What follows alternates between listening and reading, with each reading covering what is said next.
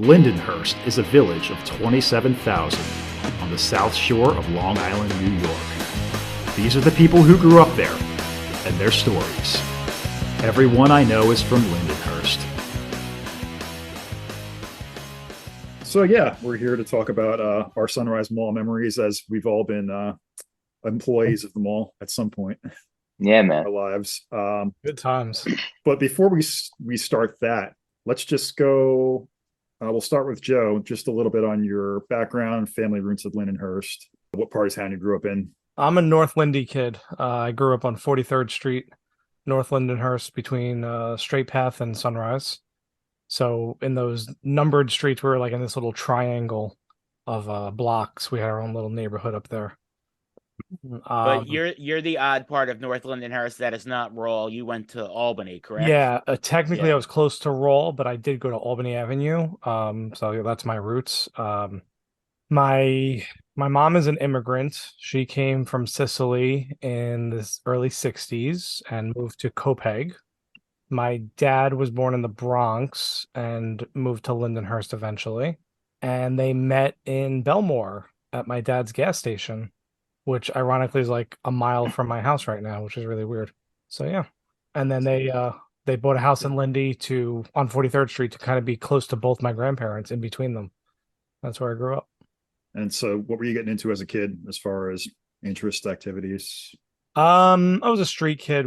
My friends and I on the street, we hung out and played basketball and hockey and football, and just, we had a bunch of kids on the block that we all just played together. I did like Little League, Lindy American Little League for a year maybe. And I love baseball. It wasn't really my thing though, so I stopped. And then I was forced to pick up an instrument in like fourth grade, as we all were, and I picked trumpet. So that was my first music stuff that I learned how to read and keep rhythm and stuff like that. Then I started playing lacrosse, did that for a few years, realized that wasn't my jam either, and got more into music when I picked up guitar right around 15 or 16. And that's where I met all you folks, and we played together and did a bunch of stuff together and all that stuff.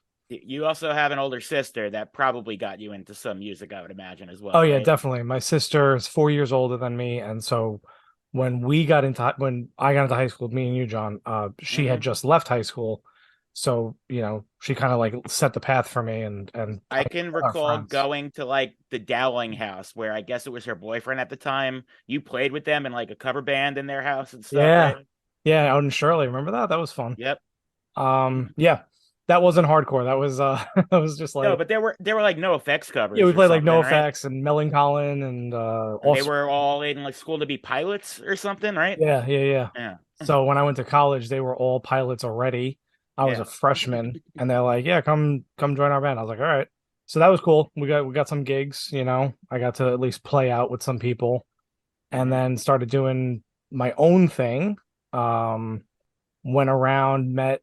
I think through the mall actually, I met this kid Mike Magnetico from Massapequa, and shout out to Mike if you're listening. I don't remember, I haven't talked to him in a long time. I remember Mike. Yeah. Yeah. He played drums, and we wanted to do something. And then another kid, Will from Lindenhurst, played bass, and we got hooked up, and that was the Rescue, and we started the Rescue for a few years. That transition, they did something else, and then Mr. Me over here was like, "Hey, let's jam," and we started jamming, and then was No Funeral, and that was our thing, and that was it. That's all I got. Okay, so when did you start working at the mall? I think summer 2002. I was out of high school, definitely. So it was 2002. I had just quit my job at Leslie's Pool Supplies. Me and John didn't work together, but we worked very close to each other. And right. Me and Derek worked at the beer distributor, like across the alleyway. So lots of time spent in the back of Joe's store on piles of diatomaceous earth that were there that we would just sit on. Yeah, that's where I met Derek and James, really, and John I knew already. But yeah, we all hung out and stuff. So I left that job and I just needed a job. So I was like, I'll just work somewhere in the mall. Like there's got to be some place that's hiring. And the first place I saw was Journeys. And another classmate named Keith was the manager. And I was like, yo, I need a job. He's like, okay. And that was it. I got hired. And that was that. It was really that simple. Like the first place I walked into, I got hired at. So It's funny how back then, like jobs like that were more signups than interviews or anything. You yeah. would just walk in and they'd be like, "You have a pulse, you can read." Yeah. Okay. He's like, oh, Joe, I remember you from school, blah, blah, blah. Okay. Yeah. Like come in tomorrow and get started. I was like, all right. And that was that. So I eventually ended up working there with you. that was a Years shock. later. That was really because I didn't really know you too Yeah. much. And I was like starstruck. I was like, whoa, Vito's working with me. I was like, that's so cool. Yeah, I don't know how I got roped into working there. It was just the store manager at the time. I remember, yeah. I think I had just graduated college, and like, you know, at that time I still thought I was gonna be a rock star. So I was like, I'll just get a job I don't have to care about. She's like, yeah, you get benefits here. I'm like, all right, cool. I'll be because you got hired. manager. You were a manager, right? You were assistant manager, yeah, right? because Eddie was moving, I think, out to Smithtown. That's what it was. Haven, Yeah. Oh, Eddie. Yep. Shout out Eddie High Ignite. Yeah. So that was really cool because I was like, yeah, because I had known Derek, I had known James, I knew Chris. I was like, oh, I finally get the other piece of the puzzle here. So yeah. I finally, you know, I was the worst though. I didn't give a shit. no, we had a good time, man. We it was fun though. The Yeah, friendship. We had a lot of good times there, though. It was fun. Yeah. Okay, cool. Jesse, a little bit of background on you. Sure. So I grew up I grew up on Idaho Street. So, the Delaware Firehouse that's on Hoffman Avenue. So in between that corner and Montauk Highway, Kentucky Fried Chicken, McDonald's, all the way at the end of Kramer. I went to Allegheny Elementary School. Funny thing about like a lot of the kids that were in my immediate neighborhood when I was in elementary school, there were a lot of like the bad kids. So like my first group of friends were like the bad kids. I think I smoked weed when I was like 10 or 11. So it was a real early start. But then once middle school and all that came on, like the crew of people changed drastically. I guess my parents saw that that scene wasn't gonna pan out. Very small pool of kids in Allegheny too, though, right? Small pool of kids. Yeah, small school. Yeah. Really kind of like a little section. I think it extended a little bit south of Montauk, like on a few streets. Right, since Bauer closed. Yeah. Well, now kids right. that are in that neighborhood go to Bauer. Gotcha. I think, as an aside, I think the fact that Bauer is like this private building, I would love to buy that building and do something cool with it. It's like, it would be of course, the coolest thing. Bank building on Wellwood. Yeah. Yes. Yeah. So yeah, I don't know. I think I was talking to Rob Klein about this the other day. We had a little get together here at the studio, and the first time, like I think I picked up a guitar when I was probably 8 or 9 and kind of started fiddling with it. But I think my parents tried to get me like the classic like lessons and all that kind of shit. And I'm pretty sure I'm way undiagnosed ADHD or all that stuff. So my brain wasn't able to handle that. I just got diagnosed properly last year, so I feel like maybe I should go like check it out. Might be worth it. But I couldn't handle the formal. But Rob Klein, I think we had a party at his house or something when his mom was away or some shit, and he had this black Jackson electric that was like looked like a Kirk Hammett guitar or something, and he taught me how to play Glycerine from Bush, and like I took it home, and like that was like the first song that I ever played, and then I guess that was like early high school, and I guess as high school played out, we all of us kind of met, and but that was the beginning of it. I picked it up and I never put it down, and I'm still going. I've mentioned this before on the podcast, but I met you my first day of high school because I took Mr. Tracy's class, and it was first period, and you were literally in my first period class. Wow. First day of high school. Also where I met James and that kid Tom, the big fat redheaded kid. Yeah. Holy shit. Oh, yeah. Wow. Yeah, so I don't know what else. Lindenhurst is dope, man. I'm happy that we all come. You started a real quick band in high school. I remember we played that show at Old PH. Yes, that was me, you, James, Jared. Jared, Uh-huh. and like Mike Wargle, dare I say? Hey. Or was he kind of like part of Well, the Joe was in it too, right? Joe? Joe played drums. Joe played Yeah. drums. Oh, so it wasn't you, it was Not Joe. me. Wasn't Yes, me. Seattle. He'd get Early, pissed. yeah. He'd get pissed Early morning, if I early said, morning superhero. Is that what it was called? holy shit. Yeah. That I was what it was recall called. going to your house for a practice once. Wow, man. That that's like a distant like fragment of a memory. I think we might have only played like one song, maybe two. And I think Jared was the singer but didn't show up at the show. That That sounds right. sounds about right. I think Jared was the singer, didn't show up at the show, and I was like, fuck it, let's just play the instrumental or something like that. But yeah, we did play that show at the church. Wow, holy shit, that's a long time ago. Yeah, man. I didn't even I didn't even remember that until you just said Over probably 23 years ago, something like that, right? it. Wow, man.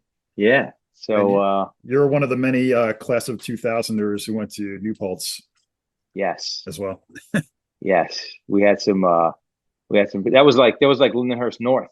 Yep, essentially. SUNY Yeah. Lindenhurst. Yeah. Yeah, that was SUNY Lindenhurst. We had those houses. We had massive parties. I mean, I remember some of them. I don't remember others.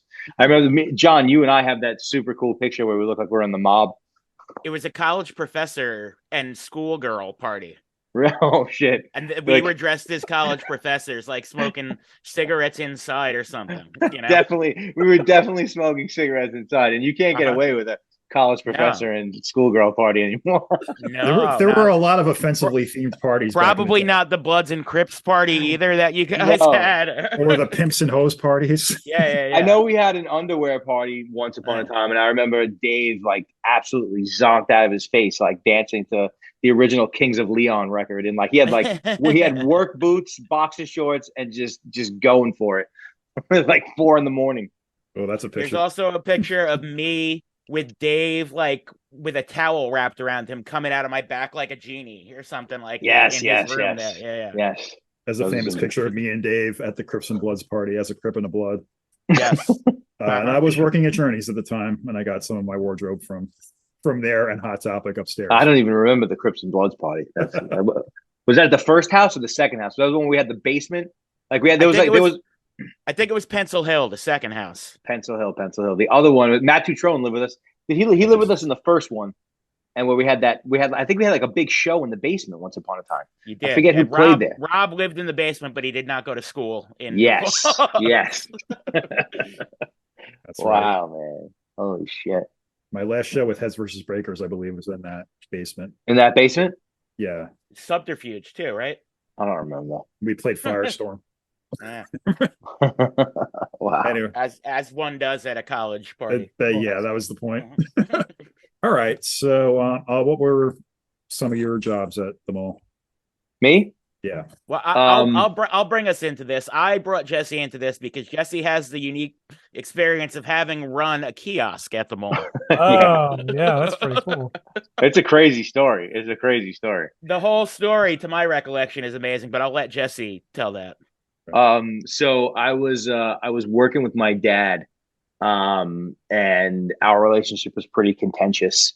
The family business thing was rough, not working very well. He had a friend, who was just like this. I don't know. He was a guy like in his 40s, and he was unmarried, and he had a few kind of businesses. He was like a younger guy. He was kind of cool, and he and I kind of became friends. And he had this weird like remember those windows from the 1970s, those glass block windows, or they would make like walls and windows out of those glass blocks. Mm-hmm. So he had these Japanese fighting fish that were living in these self-contained ecosystems or some shit in these blocks. And he had this whole like thing cooked up, and he's like, yeah, I'm selling these things. You can make a ton of money on each unit. The profit margins are huge. And he was like, you should come help me. And I was like desperate to fucking do anything to, get out of working with my dad. And to like, be able to make money from like, if I can sell more shit, I can make more money. So I convinced this guy, which I don't even know where I got this idea or how it even materialized, but I was like, yeah, we should get a cart in the Sunrise Mall. We should just set up like right in the middle. And the rent was like, I don't know. It was during Christmas. So we did like the end of October, November, and December. And it was like a super high rent. And the guy's like, yeah, fuck it, let's do it. So me and Brian Bavona stood in the mall for 7 days a week from the end of October all the way up until like Christmas. And it was 7 days a week. And we were like selling Japanese fighting fish in 1970s glass block windows. And right next to our kiosk were like these two Israeli guys who were like remember the first iteration of like the 8-bit Mario Nintendo stuff that would just plug into the AV. It was a controller, plug into the AV. Yeah. So they were selling those flying helicopters, and we were right next to them. And me and the one guy become like immediate friends because he's a wheel and dealing guy. I'm a wheel and dealing guy. We're just kind of catching these plots. Like, I'm like, how can I sell 1 million fish in glass blocks? And he's like, I'm trying to sell 1 billion fucking Mario controllers. and so during this period, I'm reading that book. You remember the book, The Alchemist? Yeah. So I'm reading that book because I'm obviously not selling any fucking fish because nobody wants to buy a fish in a window. That really didn't work out. But I'm sitting there and reading this book for 2 months. And at the end of the season, these guys are like, because further down the line, there's another cart with like the real handsome young Israeli boys that are selling nail stuff to women. So they're pulling chicks over and they're like, excuse me, miss, do you have natural nails? And like they're buffing their hand and they're doing like the Dead Sea salt. And so this guy is proceeding to tell me how some of these guys are making $2,000 a day. And I'm like, what? $2,000 a day? I mean, this was like 2005. I was 22, 23. I'm like, I want to make $2,000 a day. So by the end of the season, these guys are like, yo, I got a friend. He's out in Burbank, California. They got the spot at the mall. I got the hookup on the fucking Dead Sea salt scrubs and the nail buffers, but we need an American to register the company. And I go home to my mom and I'm like, Mom, I met this guy named Roy in the mall. He's from Israel. And I'm moving to Los Angeles because I'm going to start a business. I'm going to make $2,000 a day. And I just read this book, The Alchemist. And it's like, you got to go fucking believe in yourself and pursue your dreams. And I'm like, this is my dream.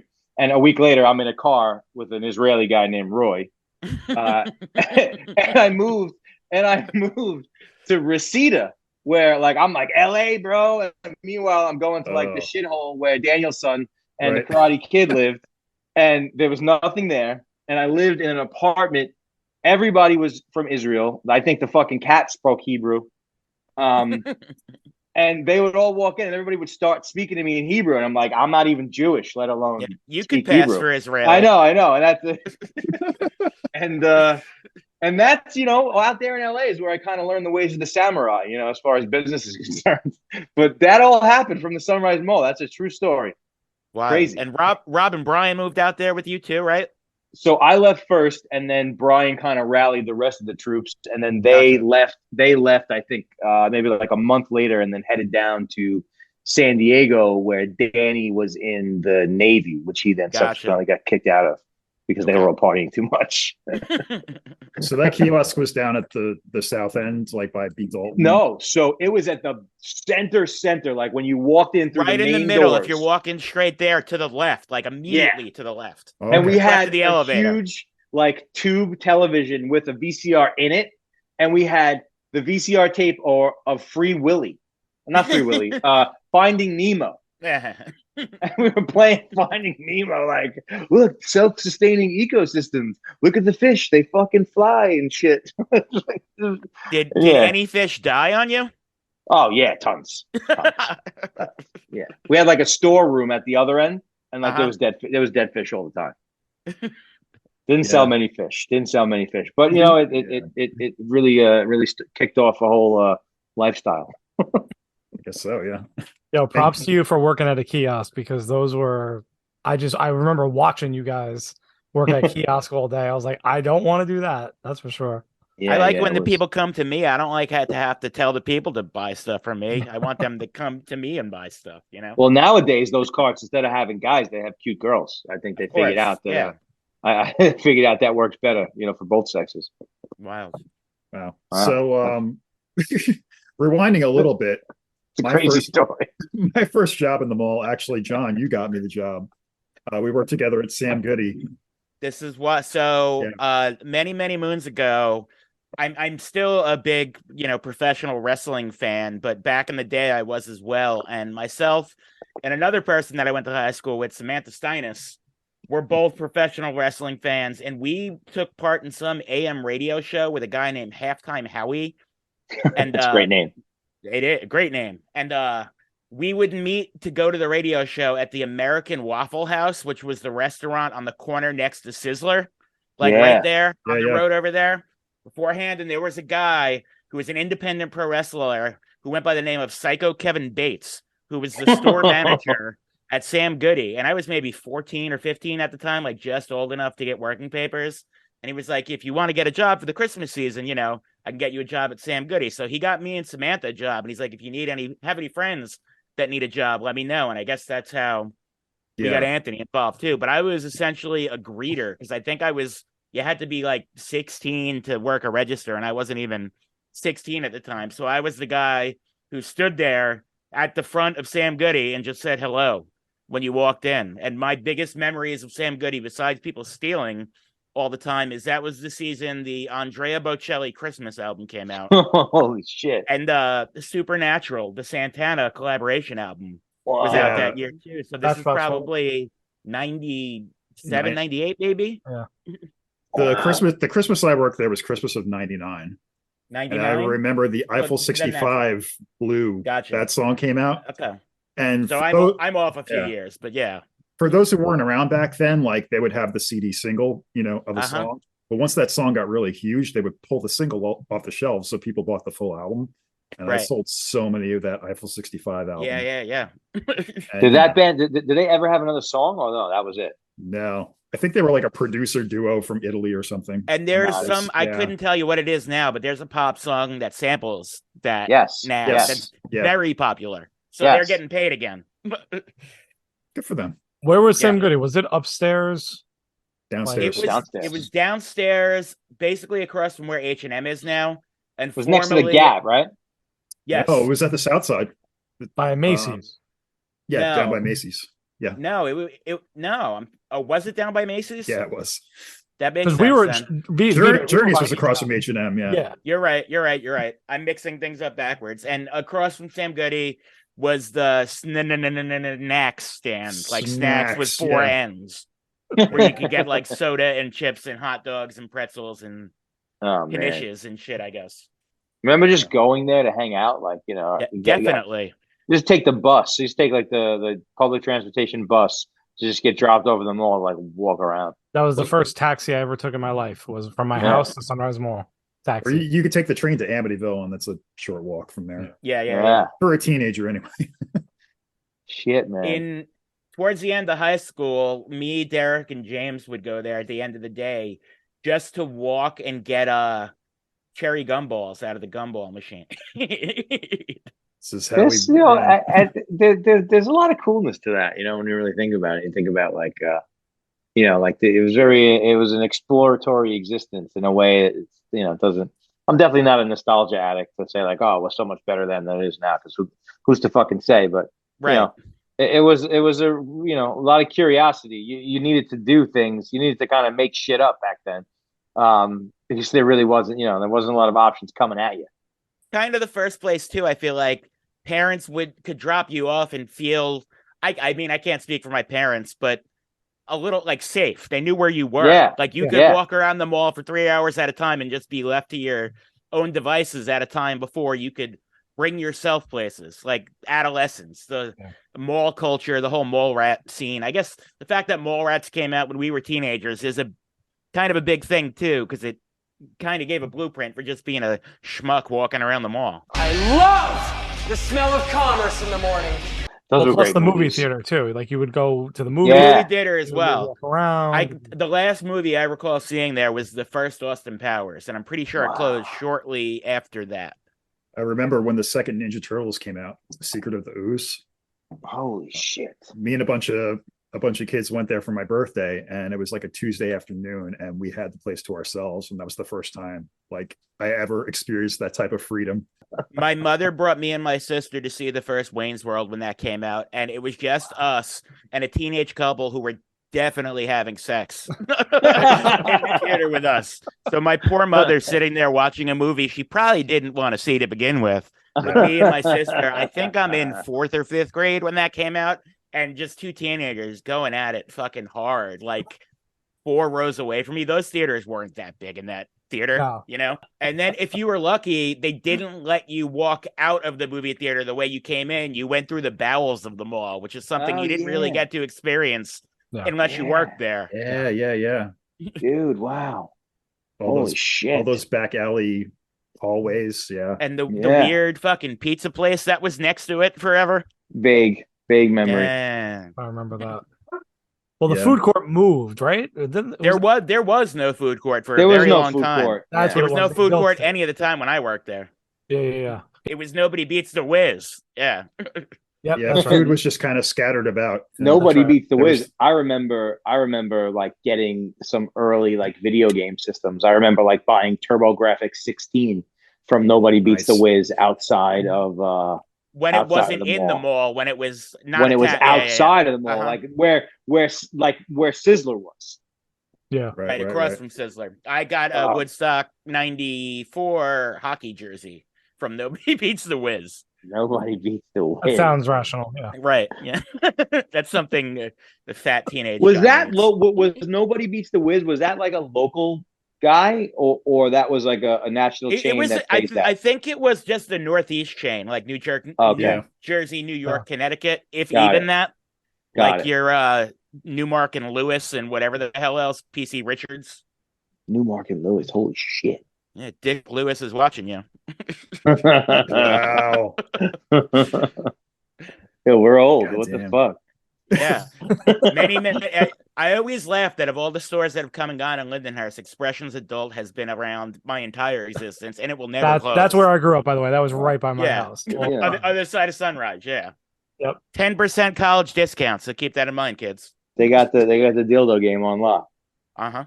So that, I mean, a couple of people shared with us in their memories that there was a store in the Sunrise Mall that sold sex toys. Right. I don't remember that. I don't like Spencer's.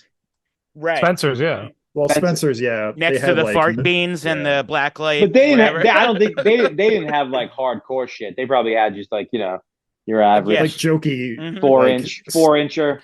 You could get a fake rubber ass or something. Stuff you would get at like a bachelorette party. Like little dick pasta. Or they didn't get into the double-sided big fucking the big joints. Oh my god, the rocket powered shit. But back to clothing, like big influence on our style. Getting to go to the mall and like piece together your wardrobe. Hot Topic. What were some of your favorite spots? I bought a pair of Jenkos at Jean Country. Remember Jenkos? Oh my, Jean Country. Holy Jean Country was huge. That was the thing, yep. Cargo shorts. Derek taught me to get cargo shorts at Sid's Pants. That was the ill spot for cargo shorts for a little bit. Sid's Pants. I was big with the 1969 bootcut jeans from the Gap. That was a big part of my my high school. The Gap also did odd number sizes. So if you didn't fit into like a 34 or 36, you could get a 35 at Gap. Yeah. And then I remember oddly shaped. So proud of. I had this black Dukes of Hazzard T-shirt that I got from like Hot Topic or some shit like that, and that was like 11th, 12th grade. And I was like, "This is the coolest shirt ever." Vito had gotten me a Firebird hat that I believe he had gotten from Journeys with the Firebird logo on, like a black mesh one that I wore. That's cool. Oh, yeah. I remember that. Yeah. Everybody also had that American Eagle hat that just had the star on it. Do you remember that? Oh yeah. Yeah. Yep.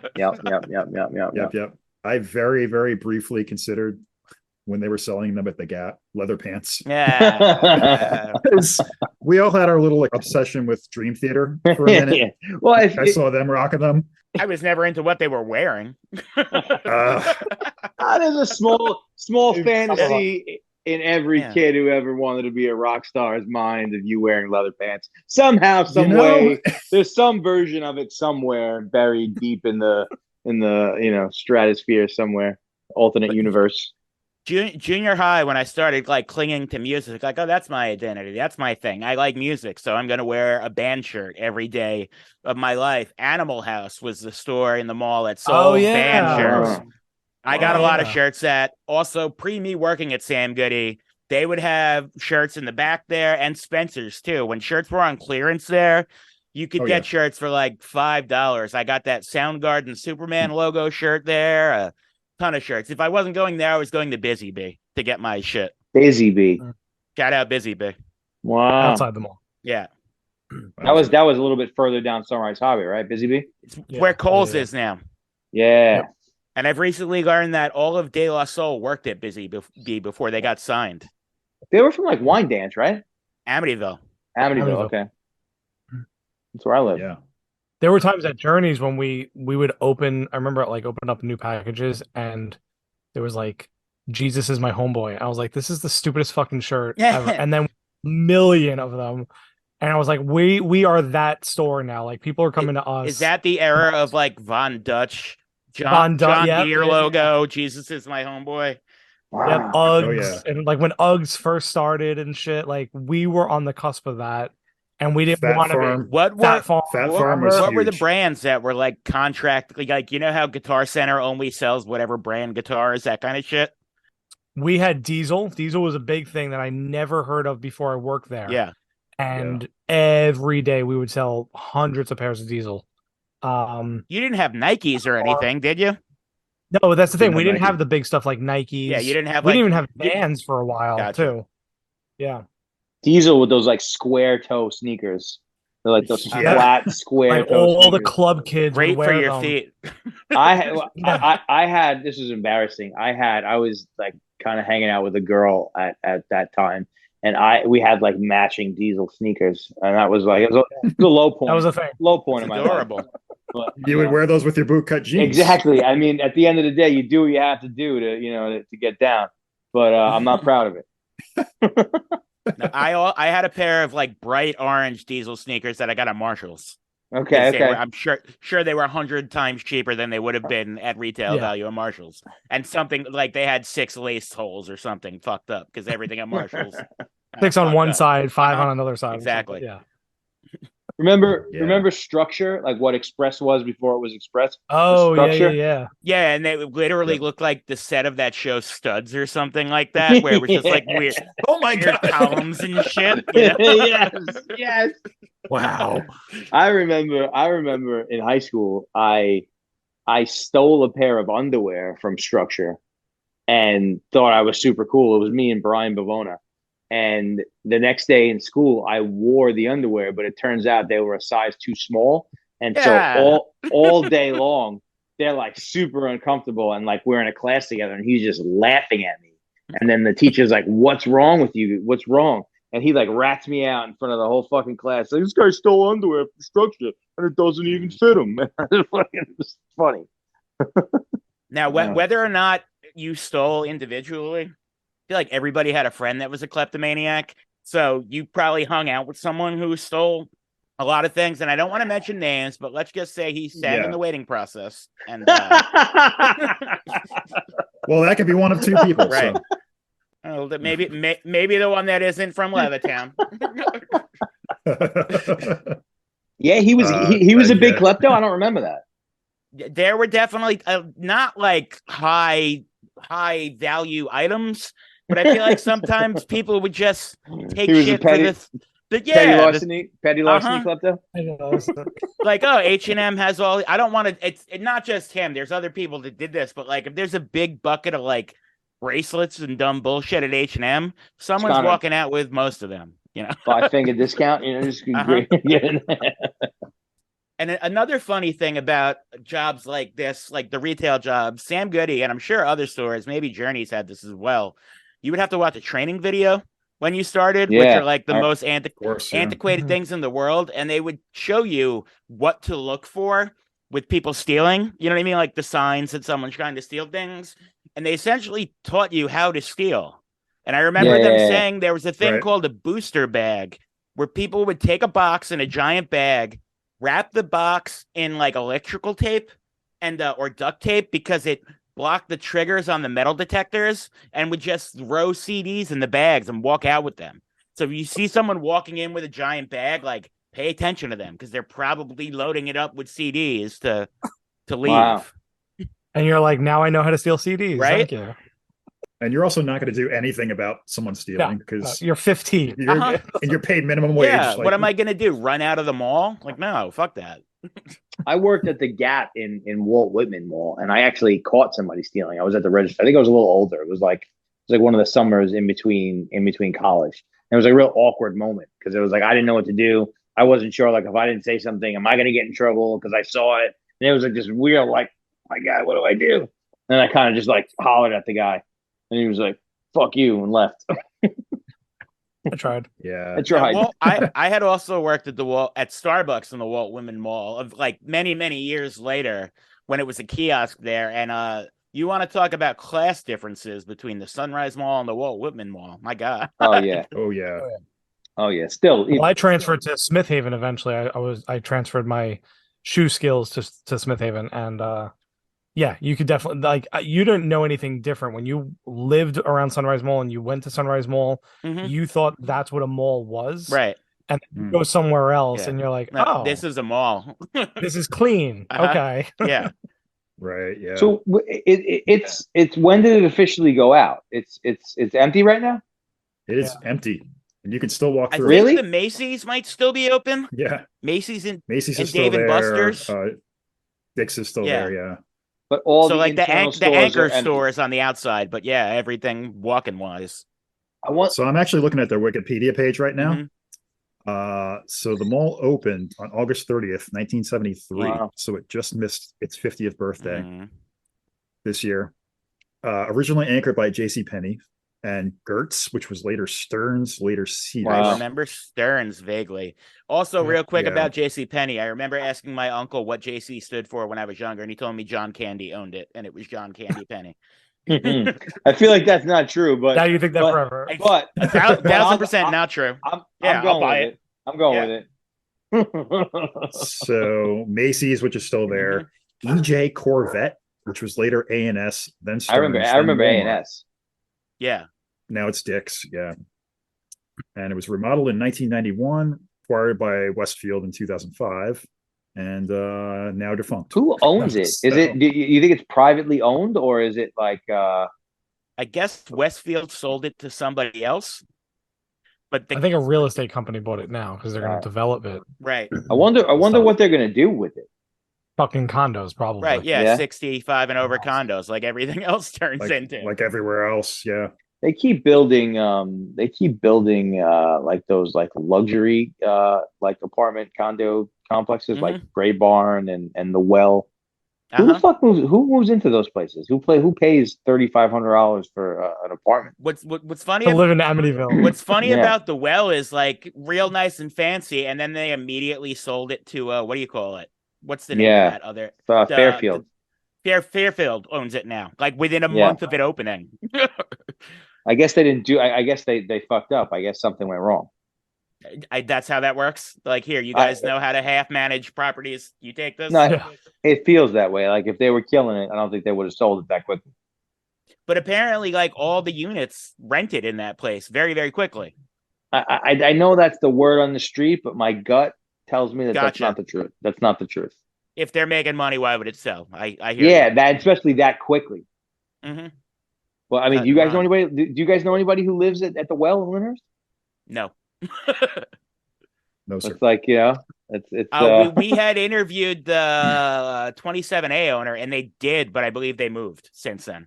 Interesting. I think they have a house Yeah. now. Yeah.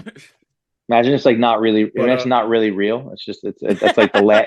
It's like the lab from Wuhan. Like what actually happened in there. Like on the outside it's one thing, but on the inside, who knows? It's Westworld. Westworld. It's fucking Westworld. Yeah. The Delos Company or whatever. So just to back up a little bit on something we touched on earlier, celebrity sightings at the Sunrise Mall. Oh, everyone has at least one. Right. I don't think I do. No, there was this point when we worked with this kid named Danny from West Babylon. I remember him. Yeah. Shout out Danny. And there was a female wrestler in the building doing a signing. I don't know who she was because I don't follow wrestling, but Dan went up Do you to want me her to and take was 10 like, minutes to name every female wrestler to see if I get it? well, she was all right. So she was muscular, she was blonde, and she was attractive. Does that help? Trish Stratus. Sure. Okay. Sounds good. Stacy Keebler. I saw that name the other Stacey day. Keebler. Yes, that was it, actually. She is being inducted into the Keebler. WWE Hall of Fame tomorrow. Is she still hot? Okay. She's pumped out a few kids, but she's incredibly hot. George Clooney almost married her, so that should speak to her attractiveness. That guy, That's a pretty good women. job. That was the name right away. I think I kind of remember that. Uh-huh. So Dan went up to her, and Dan's like, "Yo, I work at Journey's. I'll hook you up. Come to my store." So he had no authority to do that, but you need any tie-dye socks, lady? So I'm working. I don't remember who's working with me, but this lady walks in, and there's like a barrage of people behind her. And Dan's like, "Yo, we have to give her a discount." I'm like, I'm not the manager. I don't know what to do here. So I walked away. He dealt with it.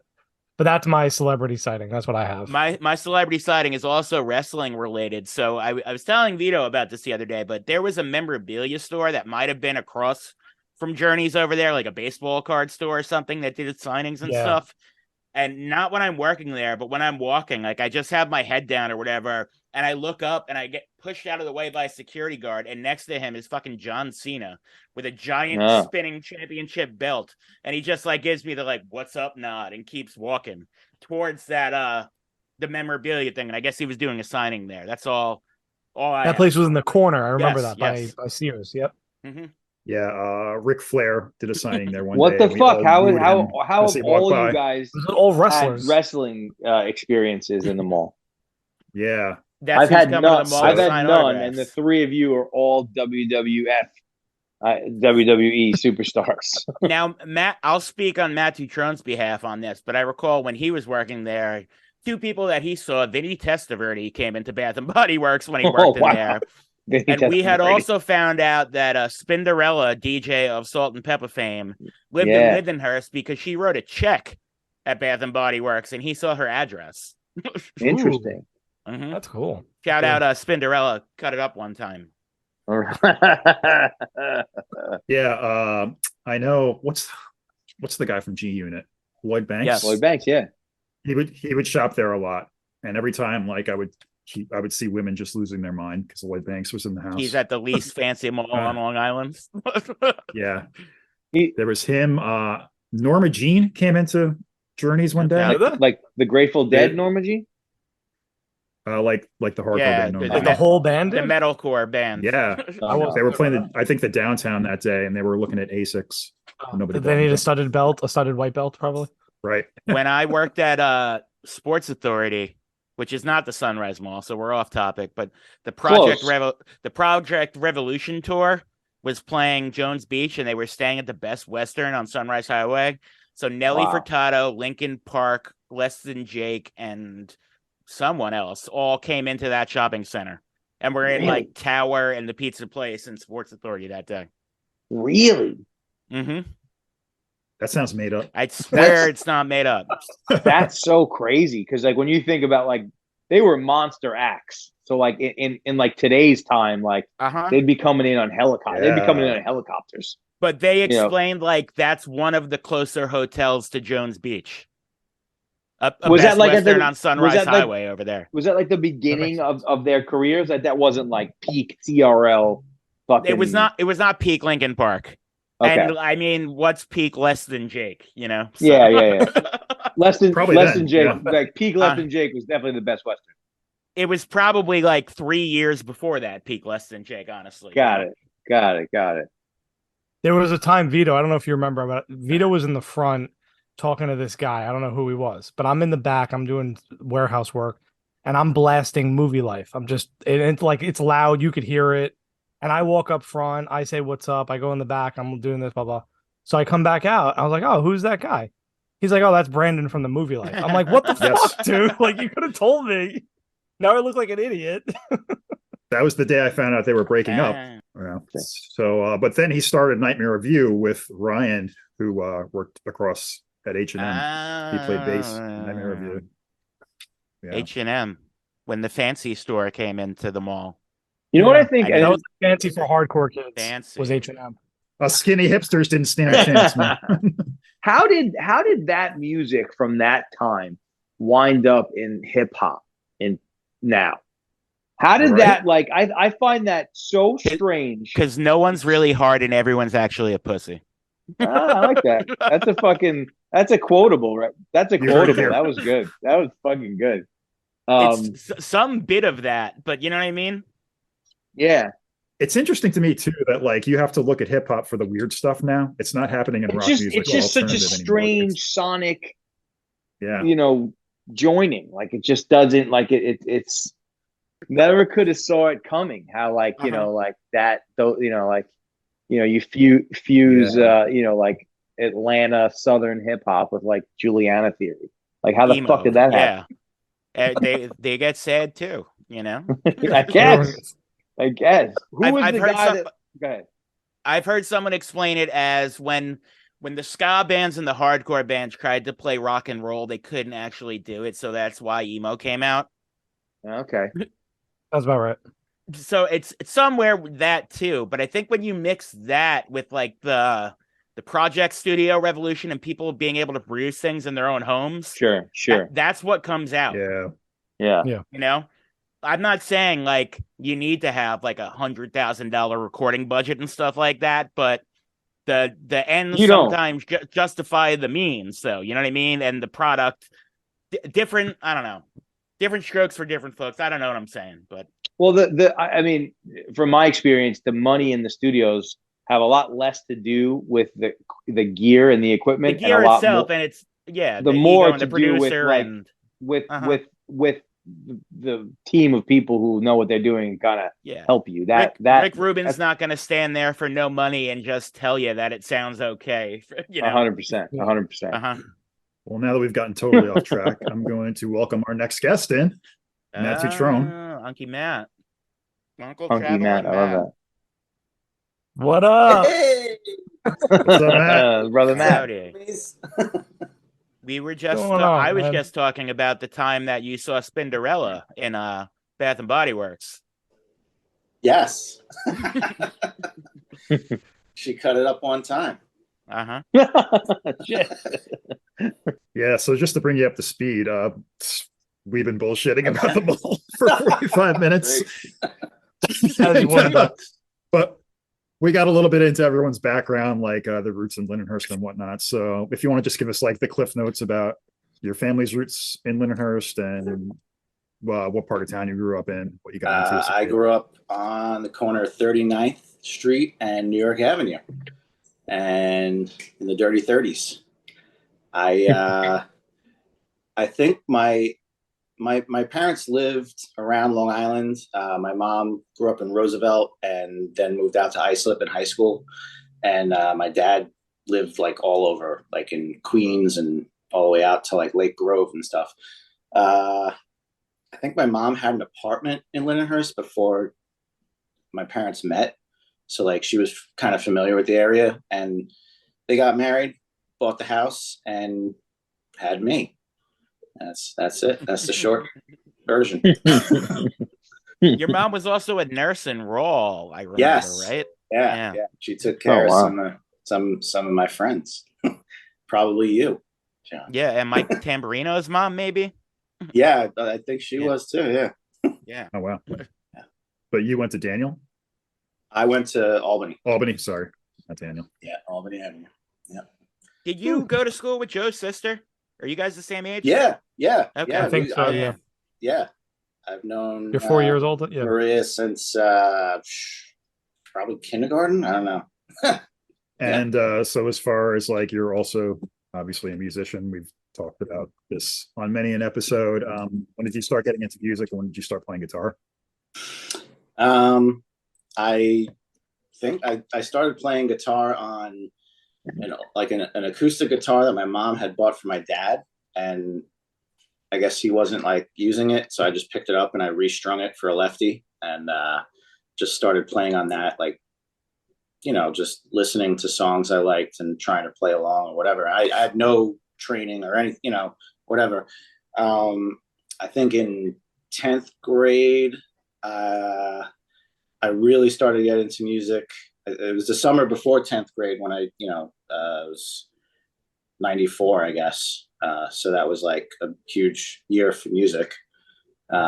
Green Day, Weezer on the radio and stuff. So that kind of like was my gateway into more like punk and hardcore and all that. You had that black SG, right? Yes. Yeah. That I got that when I joined the waiting process.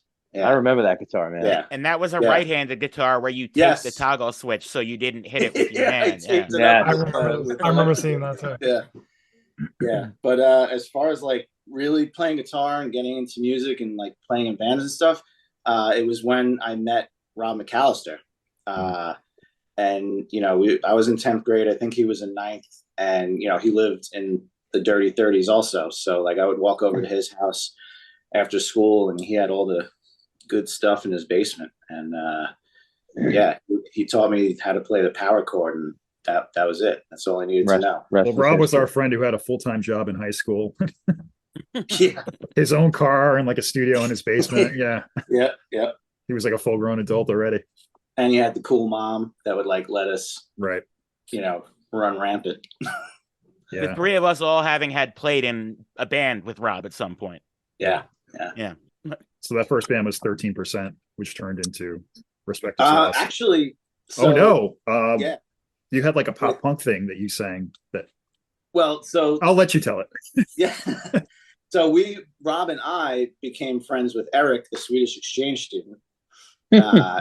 And we like would just the three of us would like jam, because I think Eric, his host family, like lived somewhere in our neighborhood also.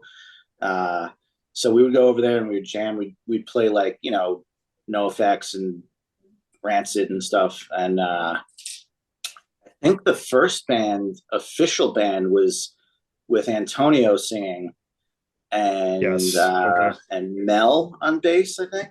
This I remember, yes. I remember Mel. Wow. Yeah, I think it was called Abandon or something like that. I don't know. But we played a show in Mel's basement with Step Lively. That was at that show, yes.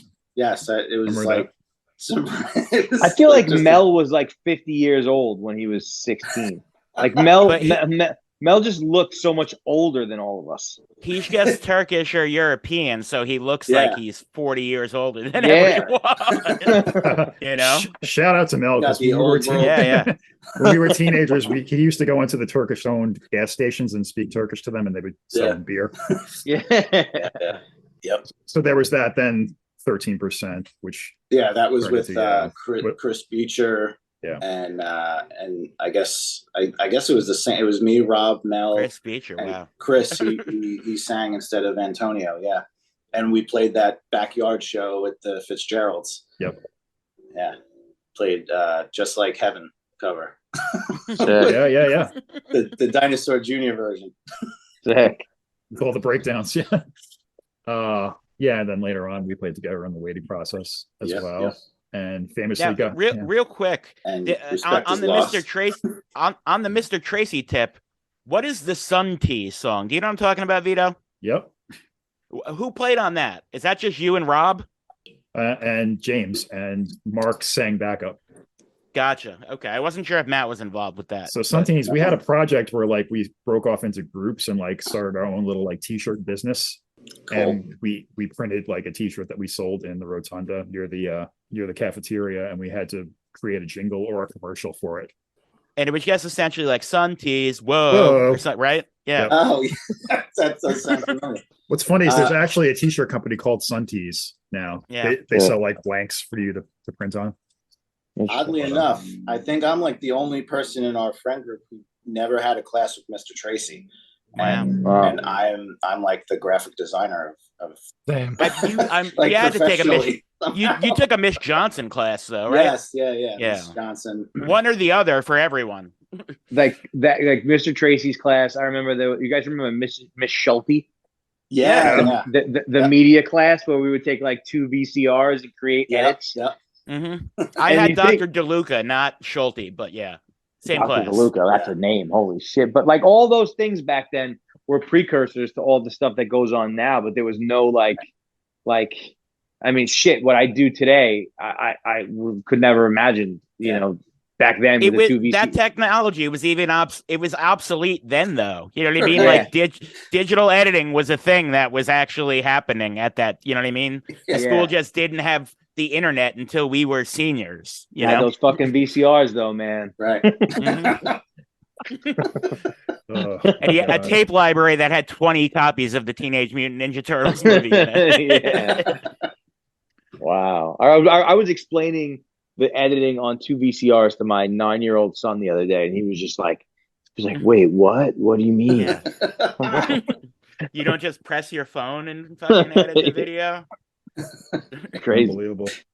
Okay, so Matt, where'd you work in the mall? I worked at Bath and Body Works. Yeah. As Spinderella would know. So, yeah, I worked there actually with, I worked in the stock room. I was a stock boy. And I worked with Mel and this guy, Dom. I can't remember Dom's last name. Yes. He was like a tall dude. And the three of us would just like, you know, goof around in the stock room and just be stupid teenage boys. And I think Sarah Kloss worked there for a bit too when I was there. And yeah, it was, you know, it was a job, just a silly teenage job. Across from Jean Country, which is an important source for big pants for us. Yeah. I remember there was an Auntie Anne's, not the main Auntie Anne's. There was like the satellite Auntie Anne's, which was there. It was there till the end. Yeah. Yeah. That was like right outside the entrance to Bath and Body Works. And they would like just give us pretzels at the end of the night. Those cinnamon pretzel bites, they still fucking kill. Oh my God. I had them last weekend. They're so good. Dude, they're so good. Every time I go to the mall with my kid, he's like, Dad, the cinnamon pretzels. And I'm like, all right, let's do it. Fucking tremendous. I can recall not knowing you that well, Matt, but knowing that we had mutual friends and I worked at the mall when you did. So there would be times where like I'd throw out the garbage and see you in the weird bowels of the mall. And you referred to the freight elevator as the Gwyneth Paltrow elevator because she lived in apartments that had those weird kind of elevators in them in all the movies she was in. And I also remember you finding a box of karate belts or something in the storage thing at Bath and Body Works. Bath and Body Works had like, I guess there was a karate school on the first floor at some point, and like they went out of business, so it was abandoned. We just had like, we would just fill that place up with like extra stock. So like we would go down there and like fuck around, and there was all sorts of leftover, you know, karate stuff. So I don't know. It's crazy. You never know when you might need a karate belt. Yep. Right. There are definitely a lot of like random little things that would pop up and go in that mall. Yeah. Like random shops that sold, you know, dream catchers or whatever. Now we did solicit, you know, submissions from our audience for their memories of the mall, and a lot of people mentioned two gentlemen by the name of Ricky and Ronnie. Does anyone know who these guys are? God. Yep. The two brothers. Security guards. Those dudes were Ricky fucking legends. Yeah. I more than 4 people mentioned them to us, and a few people by name. So legendary dudes. Wow. Yeah, so they were mall rats at first. They were mall walkers. They would hang out with you. They would offer to help, and you're like, you can't work here, like we're a corporation. So for people that aren't aware of that, I guess mall walkers were a thing. If you worked in the mall early in the day, there would be like, it would be like an elderly aquarium of old people. You could just walk up and down the mall to get their with the fucking steps in or whatever. And then at the same, they would run you over. At the same time, beyond the, you know, elderly people, I guess what you would now call neurodivergent or developmentally disabled people would be bust in there with their keepers and would also sometimes roam the mall freely, you know, and just have you do what they do and go around. Wow. Those guys knew everything. They knew everybody. They did. Everyone could was ask, their "Where can I girlfriend. Yeah, where can I buy this? And they're like, go to this store in this aisle. Uh-huh. Like they knew the mall inside and out. I might have sold one of those guys a fish. Probably. Yeah. Steve Prada said he thinks he saw one of them at the Bayshore Mall now, so maybe he's since transferred. That's interesting. Yeah, most likely they're over Ricky there and now. Ronnie. That's exactly what their names were. Ronnie. Ricky and Yeah, Ronnie. yeah. Ronnie. Uh-huh. Wow. And they both love wrestling. Yeah. Yeah. So speaking of memories, let's read off some of our submissions that we got. Let me scroll up to the top here. We have a bunch. So this first one's from Nicole Imhoff, former guest. Former guest. Not sure if this is a favorite memory, but do others remember when there were ducks swimming around the pond area? Yes. Looking back, this had to be very unsanitary. Yeah. I do remember the ducks. I also wonder, how many ducks and poor koi fish died in that pond because kids fed them fucking anything. Oh God, yeah. Well, they were eating pennies all day. They were eating cinnamon pretzels and quarters.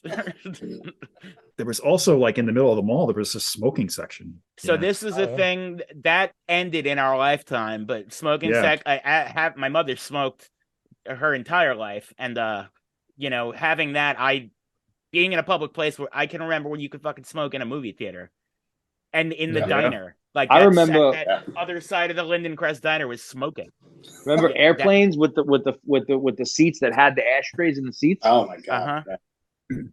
Unbelievable. Wild. We are old. You Okay. used to be able to smoke in bars. Yeah. So next one's from Jenny Malilla.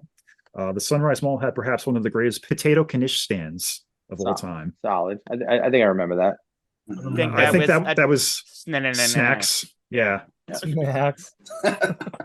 I've never experienced the knish from there, but I feel I missed out. Remember Orange Julius? Of course. Oh yeah. Without that. Solid.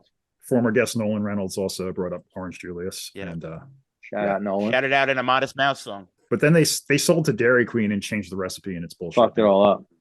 It's bullshit now. It sucks. Yeah. Okay. Okay, this is a good one. Yeah. I saw Lou Bega of Mambo number 5 fame Amazing. eating at the Ruby Tuesdays in a full zoot suit. Holy shit.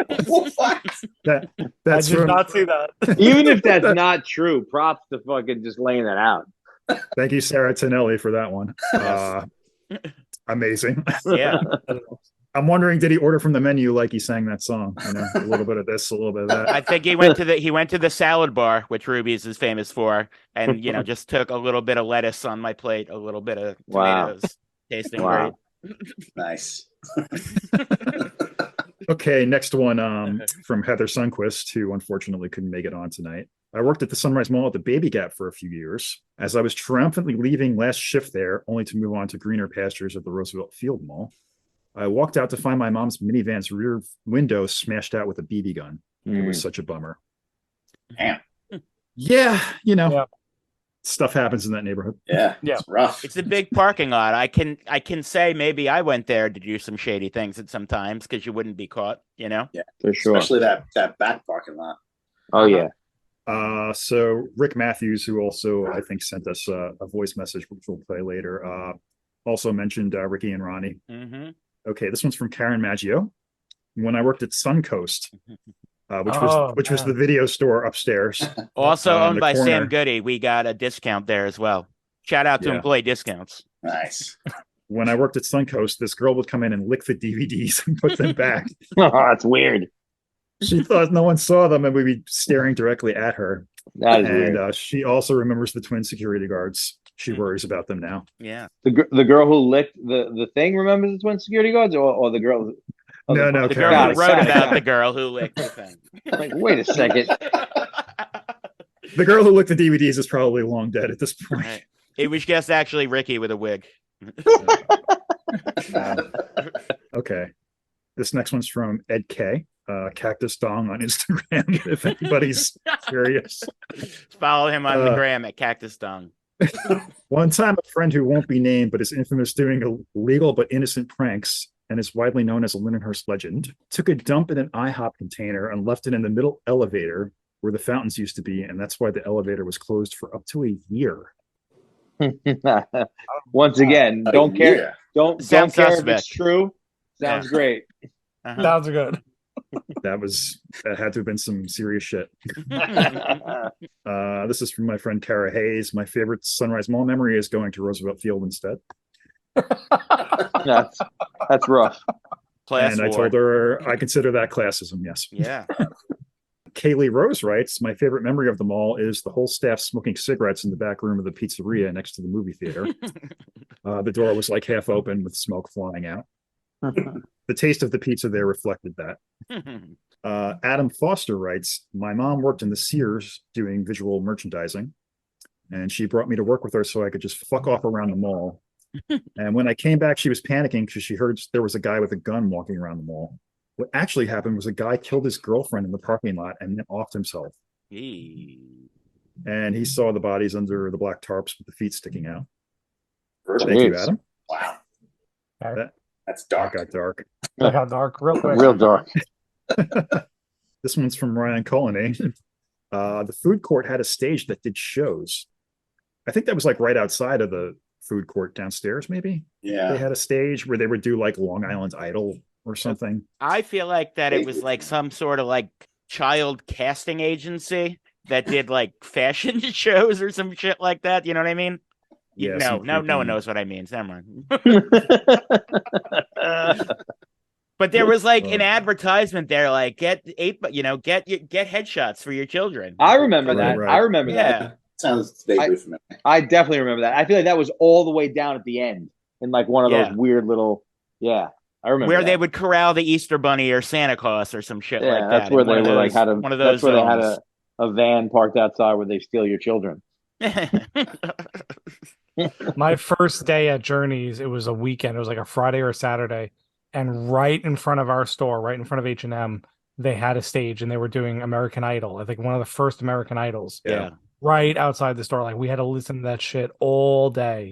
Like horrible singing nonstop. I can remember when I was much younger, America's Funniest People, if you remember that, like the spin-off of America's Funniest Home Videos, where they would go to malls and just have people do like 3 jokes, or some shit like that. Was coming to the Sunrise Mall. My mom wouldn't bring me to go to, and I was so upset because I was convinced they were going to put me on. Could you imagine that entire existence existed outside of a fucking iPhone? You know what I mean? Like it wasn't. It didn't. Yeah. It just, or digital photography in general. The whole thing. So many insane things happened, and there was no way to document it other than like those CBS cameras. A camera that was as big as the tape you put in it. Yeah, that's incredible. Shout out Dave Coulier. Okay, next one. This is from Joanne. I'm sorry, I don't know your last name, but she said she did not work at the mall, but she remembers spending her first paycheck ever at Foxmore Casuals, tweed pants and a bodysuit. So this must have been the 70s. Also driving into Nassau County with a junior license, hoping not to get caught. Junior license, is that still a thing? Yeah, learner's permit. I guess that's Yeah, driving to Nassau, even from Lindy, like driving to Nassau was like, whoa, I work in Nassau County. Like, whoa. These cops are different. Now I live in Nassau County, but still. Right. Then they changed the area codes, and it's like, okay. This is from Dave Friedrich. When I was little, I'd always want to go to that mall, even though I lived near Roosevelt and Broadway malls. Whenever we go, I'd be stoked to see the little duck families in the ponds and their eggs in the nests under the little bridge. The fish were cool too. Thank you, Dave. This one's Anthony Elliott from band Kali Masi. Me and my friends in our rebellious teen phase would rotate between there, Walt Whitman, and Roosevelt Field every weekend. The couple summers I lived in Freeport. Formative mall punk times, just bustling around doing fucking nothing, not buying anything. Back in the Nokia brick phone days. Wow. Early 2000s. Yeah. Hell yeah, bro. Remember like buying buying ringtones for those phones? Yeah. Text 777 to Frog right now and get the fucking Frog Jam or whatever. Hamster Dance or whatever the fuck it was. Remember having to pay for text messages? Yeah. Well, like text messages are free on Tuesdays and Thursdays after fucking 8 or whatever it is. Oh my God. What's it all about, man? We got a couple here from Tom Bennett. I got punched in the face twice and met De La Soul a bunch of times when I worked at the card store. All right. And rest in peace, Home Decor, for all of your band shirts, sex toys, and smoking vessel needs. I no recollection of a store called Home Decor. Is that the sex store we're talking about? I guess I so. Sure. I wasn't getting laid then, even by myself. Lord of Seattle, mother of Joe Seattle, Mm. had a story about losing him in the mall. She said after 2 hours of looking for him frantically, she found him in Sears sleeping under a coat rack. Holy shit! Oh. That makes sense. That explains a lot. Mm. And she didn't know whether to hug him or spank him. Mm. I vote spank. Thank you, I Mama feel Seattle. like you got to give him a tip of the hat. You know, he just like cuddled up under a coat rack and just chilled out.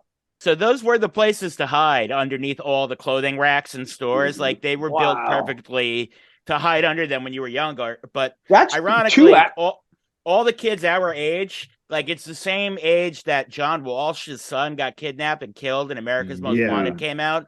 So all of our parents were scared shitless of losing us in department stores. 2 hours That's a long in the mall. That's it's a long fucking time. traumatic. Yeah. But if It's a she's life. anything like her son, it might be exaggerated.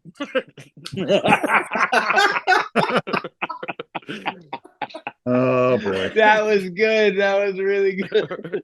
Okay. Happy birthday, Carmine, by the way, as we speak today. Does Oh, Carmine. Carmine. Definitely. Shout outs to the Seattles. We love all the Seattles here. Can you get hurt? You can't get hurt. All right. Next one's from Ray Altman. I'll never forget going to the mall as a kid and looking at the doggos in the window of the pet shop. Oh, the pet store. Yeah. So Jesse, you weren't the only one selling animals in the mall. All right, good. Did you guys throw out your fish in the same dumpster they threw the dogs out in? Probably. Who knows? Maybe we might have cut it. We might have cut a deal with them or something. Yeah. Dave Mamina writes, he remembers going to the mall and catching a movie in the theater on the second floor. Yep. And Sean Auer, last one, writes, shout out to Sundance and their low budget TV commercials. Yeah. The smell of Sundance leather is something that, stays in my head. And I've searched the internet far and wide to find a video of the Sundance leather commercial, and I am not able to find it, unfortunately. Wow, Sundance. Holy shit. Sundance leather. Yeah. That's a scent that lives in the back of my brain. Yeah. So I remember you going there to try to find a holster for your cell phone. And the guy was like, this is way too much money. You don't want to buy a real leather holster for a cell phone. I was adamant. I was like, this is going to be so cool. I'm going to look like fucking Han Solo with a leather pistol holster. You have a vest and a holster. Whip out your Nokia. Yeah. Play Snake as quick as anybody. Oh my god. But getting like on the same vein as Sundance, do you remember the other weird stores in there? Caravan being the weird like hippie kind of store that had like beaded curtains and fucking Candles and tapestries and shit. And I don't even know what you would call the other one, but the thing that had like ninja swords and Buddha statues and like marble like African dick statues or whatever, those kind of things. Things you would see in like an eccentric millionaire's mansion in a movie. Like the bad guy's lair would be filled with all that shit. Ninja swords. Who buys that stuff? I might have bought a ninja sword or two through the years. Yeah. But that's like more of a flea market thing where you get your arsenal. You get the stars and the size and the Bruce Lee poster and yeah. We also have to mention the two arcades that were in that mall. Yes. I'm out and I Sega, couldn't. Yeah, Galaxy. Mm-hmm. Yeah, Time Out was downstairs and Galaxy was upstairs. Across from Sparrow, which scared me because my mother got food put. Now, do you pronounce it Sparrow or Sbarrow? Sbarra. Yeah, I would say somewhere in between. Sure. Yeah. My mother got food poisoning there when I was younger, so I was scared to eat there for the rest of my life. I'd never eaten there ever. That's probably good. I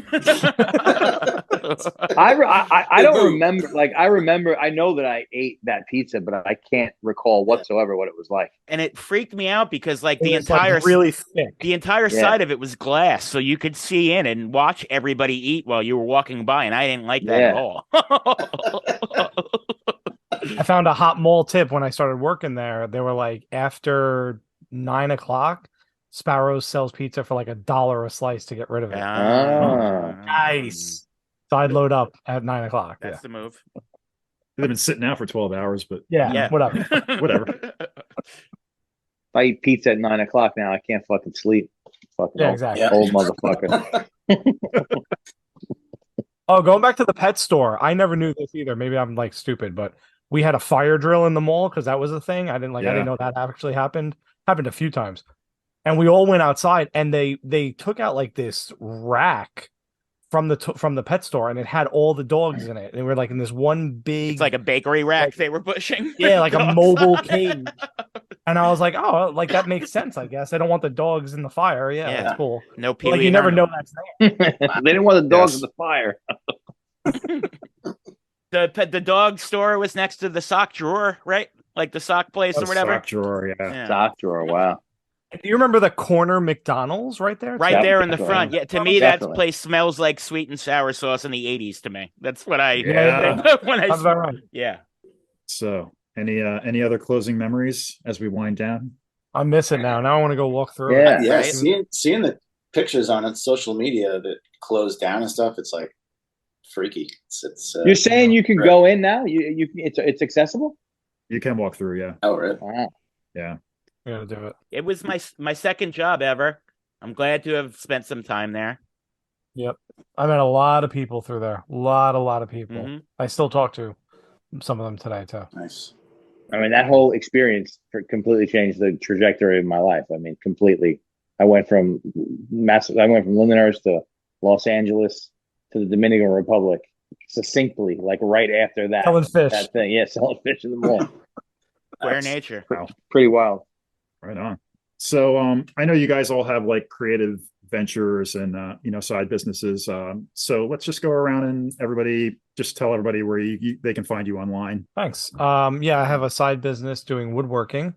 Instagram Camps Custom Woodworks, well, one word. And mostly just make signs and wooden flags and custom wood art, I guess. That's my creative outlet because I'm a science teacher by day trade, so I don't get to be too creative. Cool. Matt? Yeah, I do. I have a little side hustle going, selling Mets fan-oriented merch called 1986. I'm on Instagram and Twitter. 19 spelled out, 86D. I became friends with the Mets owners somehow, which is weird. So yeah, it's cool. Yeah. Did you get a win today? We won. Yeah. There you go. Mets and Yankees win. Very cool. Undefeated. Cool. Thanks. Jesse? I run an agency called Viola Media in Deer Park, at Viola Media on Instagram and the other stuff. And we get into all kinds of crazy shit. We got a couple of internal music projects and we got, some podcasts and, a whole bunch of different stuff. And been holding the torch strong for living the creative life, trying to keep it going while simultaneously paying the bills. So far it's working. Knock on whatever. Cool. Yeah, and you just recently put some music out, which is awesome. Yeah, that's and everyone should check it out. Thank you very much. The project we call the War on Fear. It's like a collective of a bunch of people, that kind of come around here. I don't know exactly I think there's an underscore in there somewhere, but that's called the War on Fear, and that stuff is there's a single streaming on Spotify now. We will Very link cool. to all of that when we post Awesome. this episode eventually. Awesome, All right, guys. Well, thanks so much for coming on. guys. Thanks for having me. Yeah. Thanks for having us. Man. Thank you. We'll pour one out for them all. All right, I'm not typing this out, so you're getting a voice message. Deal with it. My first trip ever to Sunrise Mall, I was 9, went with my best friend and his mom. We're at the Orange Julius on the first floor near the fountain. We're just sitting there drinking our Orange Julius, and one side a gang comes, from the other side another gang comes, like legitimately like having a major brawl in front of us, in front of Orange Julius. Security comes running up, and the gangs stop fighting each other and start working together to fight and beat the shit out of security. And that went on for about 5 minutes till they beat up all of the mall security and then ran separate ways. And that was my first time going to Sunrise Mall. I also worked a total of about 11 jobs there. Each one was worse than the other, and the only decent one was Suncoast Video. Hey guys, long-time listener, first-time caller, calling in with a memory about the Sunrise Mall. I was possibly 12 years old. We were sitting around the potted plants that always surrounded like every staircase at the Sunrise Mall. I was with a girl I was friends with. She was in no way a romantic partner or an attempted one in any way. We were with her sister and maybe like 5 people that I had no idea who they were. So we're sitting at the plants, sitting next to this girl. Her sister dares her to kiss me while I was mid-sip of a giant Sprite. She just grabs my face and, like, smashes her head against mine. It was all teeth. I remember choking on my Sprite, and I remember thinking, this is fucking weird. I don't like this. And I remember saying out loud, I don't like that. Don't ever do that to me again. It was creepy. I felt uneasy for the next half hour, and then I went to one of those payphones, called 1-800-COLLECT. My mother picked up, and I said, hey, you gotta come get me. She come got me. I went home, and then I probably wept in my room about this situation. So you guys will love my favorite story about going to Sunrise Mall. It involves my aunt visiting a friend while I was at the arcade. So my aunt visits her friend while I'm at the arcade, and we need more quarters. So we're playing Rampage and a bunch of other games. When I run back up to the store my aunt's friend works at on the 2nd floor. And in that store, behind a curtain, is my aunt and her friend talking. And they're standing next to a display case that's filled with curling irons. Curling irons with all these different attachments. Which I thought were weird as a kid. But, you know, I'd seen curling irons in the bathroom and, you know, you do your hair. So she was a woman, so they must need, like, different attachments. Well, I'm an adult now. And what I realized was that was the adult section of the store. And those weren't curling irons.